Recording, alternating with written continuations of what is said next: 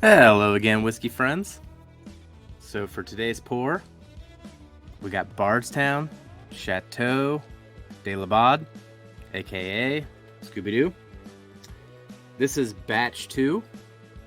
We're gonna break it down in today's episode. Thank you for joining.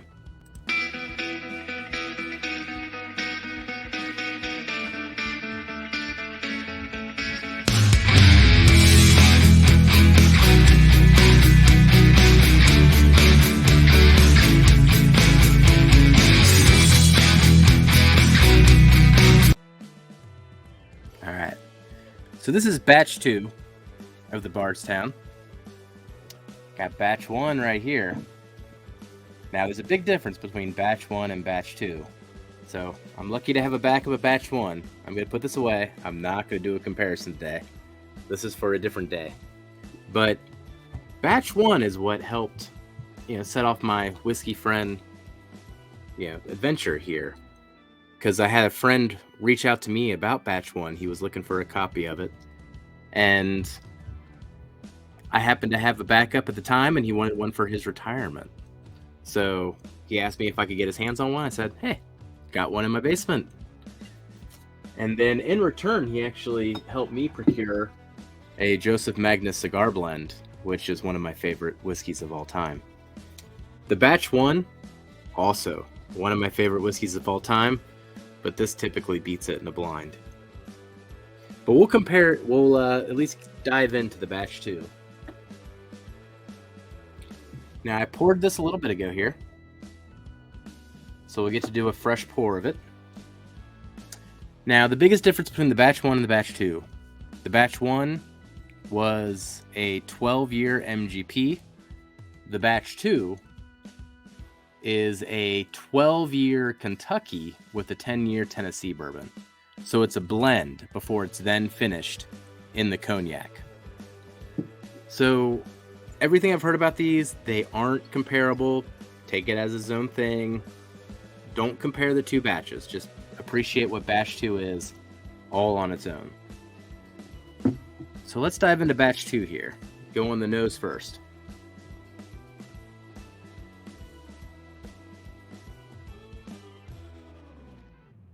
Okay.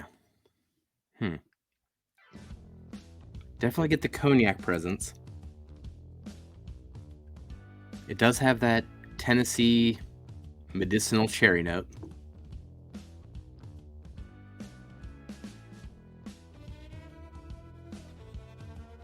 Bit of a oak. Even a little banana nut bread thing going on. Which makes me wonder where the Kentucky side of this comes from.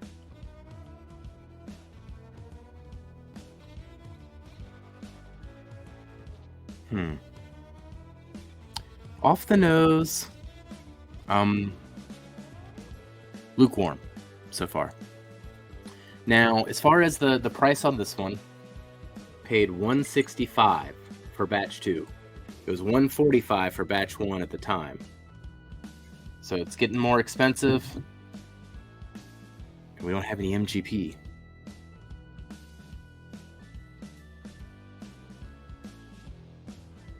Okay. Lukewarm on the nose. Let's go in for the taste. Today's Glenn, we got Independent Joe. Cheers, Joe. Cheers, everybody.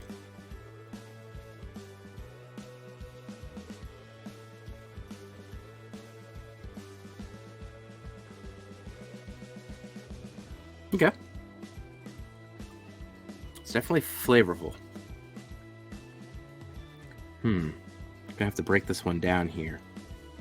We're gonna break down the taste, and then we'll go for the balance, the feel of it, and then into the finish. On the taste, though,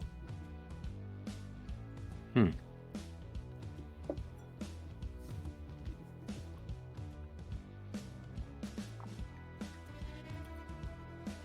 very grapey and cherry.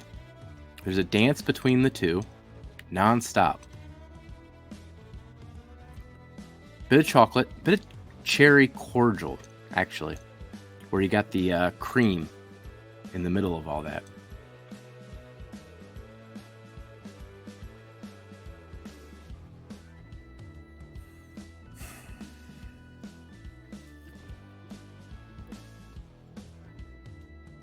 Not getting as much of the Kentucky side on the taste as I was the nose.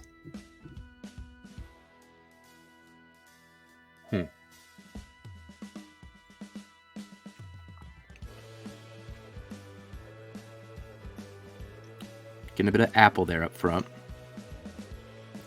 Cinnamon apple. But mostly the cherry cordial. Cherry cordial and the grape. Ooh, that's a grape note.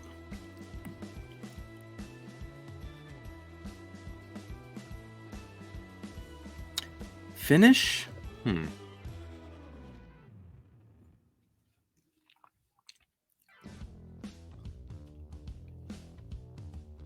It's got a decent finish on it. It's cherry cordial again, bit of black pepper.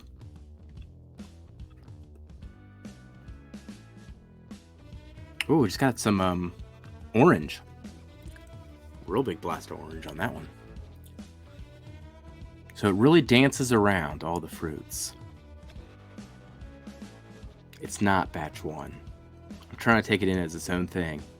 Its own label. Disregard the past. Do I like it for what it is today?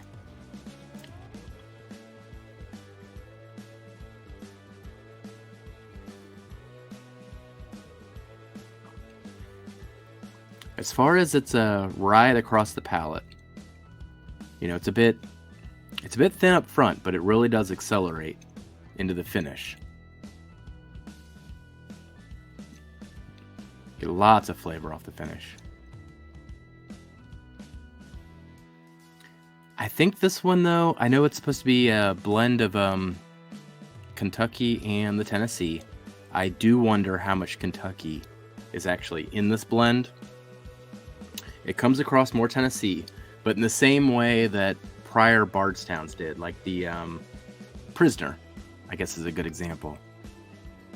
You know, that was a Tennessee finished, and you knew the Tennessee was there, but it wasn't distracting. And I feel the same way here.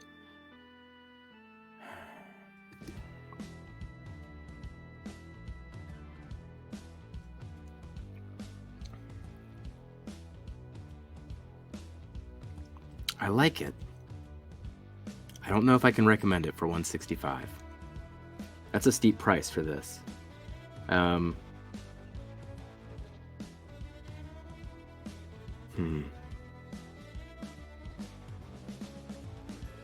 Yeah, I'm lukewarm.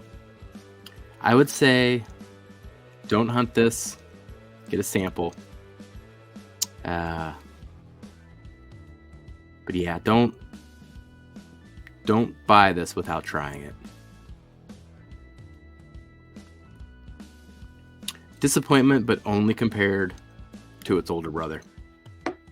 So, that is the Bardstown Chateau De Laubade, Batch 2. Hopefully Bardstown keeps this series going, because gosh, that first one has such a legacy. But it's hard to finish the Dickel in the same way as the MGP. Thanks for spending the time with me, everybody. We'll catch you later, whiskey friends.